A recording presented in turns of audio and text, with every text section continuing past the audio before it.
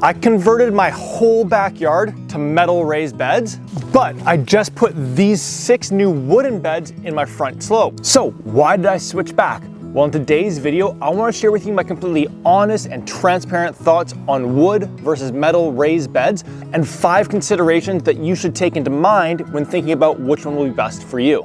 Now, we need to have some real talk before we dive into this video because one, as many of you know, I have worked with Sproutbox over the past several years and they have provided me with all the metal raised beds in my backyard.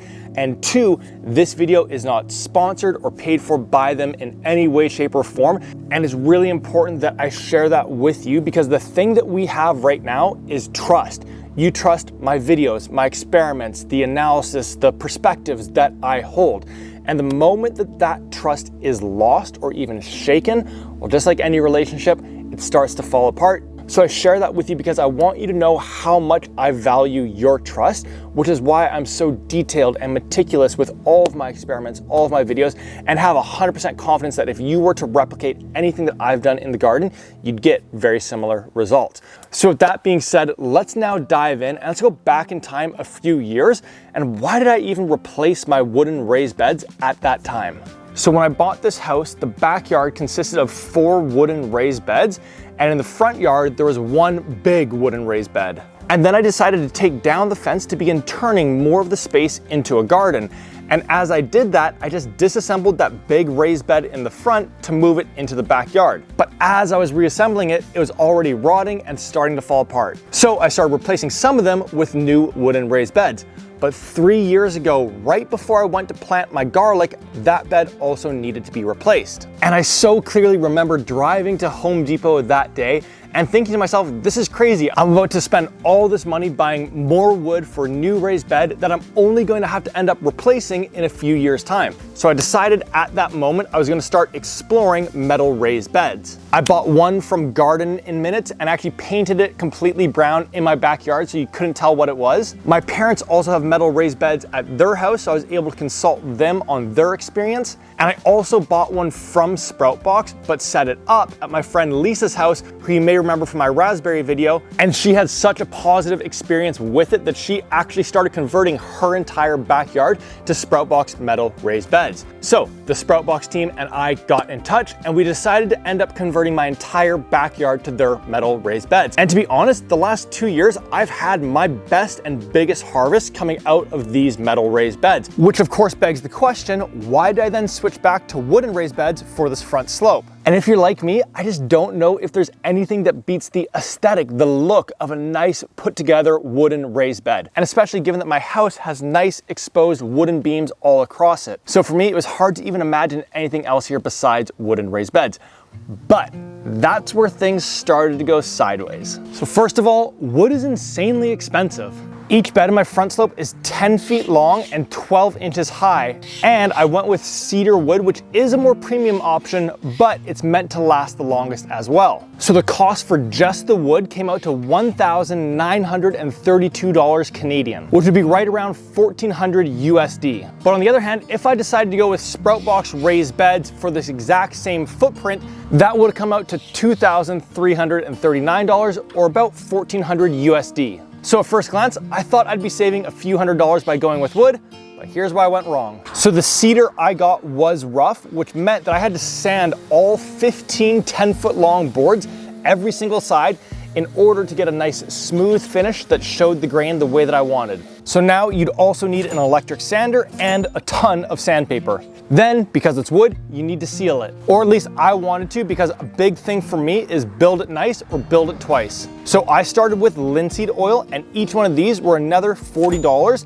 and I probably would have needed at least 5 of them to do all the wood. And as you can probably already see, this took forever to do. So each board to do the front side, back side, the top, the bottom, both of the end sides, that was taking probably about 1 hour per board, and I had 15 boards to do. So after about 2 of them, I knew this wasn't going to work. I needed to do something different. So I changed plans and went down the path of the Japanese approach of shushugiban, or burning the wood. This was a lot faster, but also required a propane tank, a tiger torch, and 2 refills of propane. And it still took me about 5 hours to burn all of them.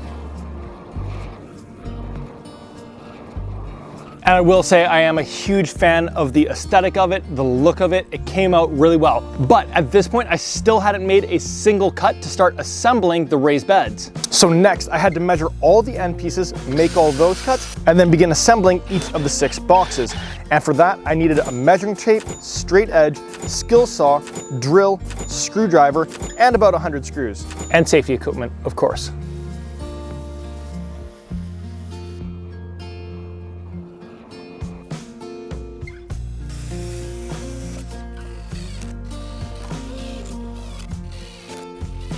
Now, just imagining that whole process again from start to finish 5 more times. That's exactly what I had to do. And what you probably noticed was on the end, when I made those cuts, I didn't even seal them. By that time in the project, I was getting so exhausted, so burnt out. And so the build quality was actually starting to go down just due to spending so much time on this project. So in total, I would say that I probably spent between 40 to 50 hours just prepping, cutting, and setting up the beds before even getting them into the front slope. Now, on the other hand, I put a video together on assembling my sprout box raised beds. And from the point of taking it out of the box to having it assembled and being able to begin filling it up only took me 20 minutes. There's no cutting, measuring, sealing, anything along those lines. And to be honest, I really underappreciated this and underestimated how valuable that actually is. So that covers cost and setup. Now the third consideration that I want to go through is aesthetic. And honestly, I love both of the environments on this front. I think the wood does look really, really nice in the front and it ties into the house really well. And I've been pleasantly surprised with how much I've liked the aesthetic of the sprout box raised beds in my backyard. Because everything is the exact same with them, it creates a really nice uniform look in the backyard. And what I've really enjoyed doing is then softening it up with some of the landscaping around the outside. So I really do think that this one is dealer's choice and that both are great options. And if you do love that wood aesthetic and that look, I totally get it. I've been right there as well. And I hope that my time, my energy, my efforts in setting mine up helps shed a little bit of light on what that whole process looks like to get it really, really dialed in on your end.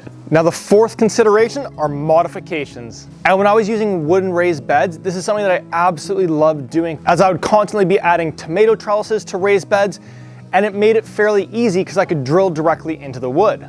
But what I didn't realize was that it would actually be even easier in a metal raised bed. And the reason why is because all of these bolt holes are already pre-drilled, perfectly spaced, and matched on the other side of the bed.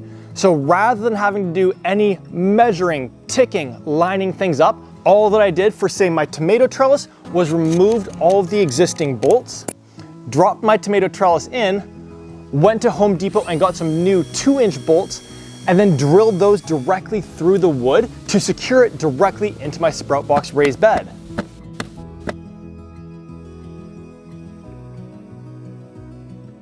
And then let's say for a hoop house that I wanted to put over top of this bed, if it was wood, I'd have to measure out each sides of the bed, make tick marks, and then drop the hoops in at those intervals.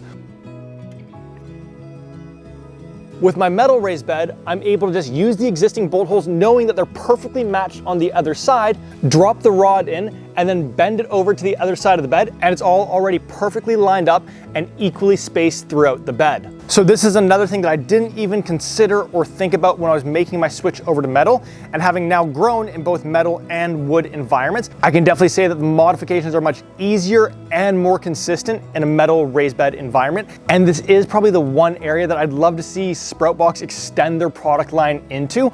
Obviously, as you can tell, I've built a lot of these structures myself, kind of DIY'd it, but I think it'd be great for gardeners to be able to grab those out of box and be able to throw them directly into their raised beds. So fingers are crossed that more of that happens over time. Now, one last piece before we get to our final consideration for today is just if you've enjoyed this video, then go ahead and subscribe to the channel here. I've got tons of experiment videos coming up, just like these 2 onion experiments right in front of me, and we'll be publishing all the results to those over the course of the coming weeks. So subscribe to make sure that you don't miss any of those videos. And our 5th and final consideration are pests. One of the things I do hear from metal raised bed companies quite often is that you can expect fewer pests because you're utilizing a metal structure opposed to a wooden structure that might attract wood bugs and other insects.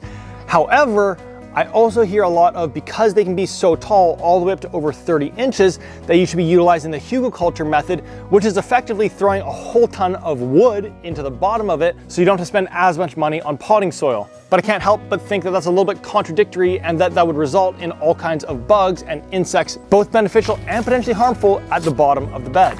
So once again, I can only speak to what my experience has been, and I definitely have not noticed any uptick or increase in pest damage or pest presence in the metal raised beds. And one thing that's been super interesting with these wooden raised beds is this middle one right here.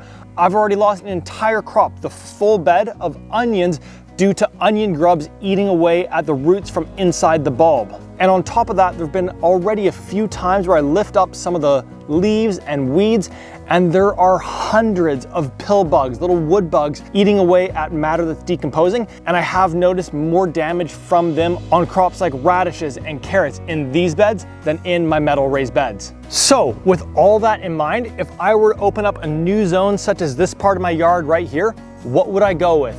And based on my experience of growing in grow bags, in native soil, wooden raised beds, and metal raised beds, at this point for me, it would 100% be metal raised beds. I've had an absolutely phenomenal experience with the sprout box beds the last few years. They literally still look good as new. And in hindsight, I realized there were a lot of pieces that I actually undervalued in going through that process that became clear as I was setting up those wooden raised beds this year. So my hope is not to sway you one way or another, but simply to add insight and light on what my experience has been growing in these different environments to help inform whichever decision is best for you. So that's all for today's video. If you've got any questions, leave those down in the comments. Subscribe to the channel so you don't miss any of the upcoming experiment videos. And in the meantime, you might enjoy this video right here.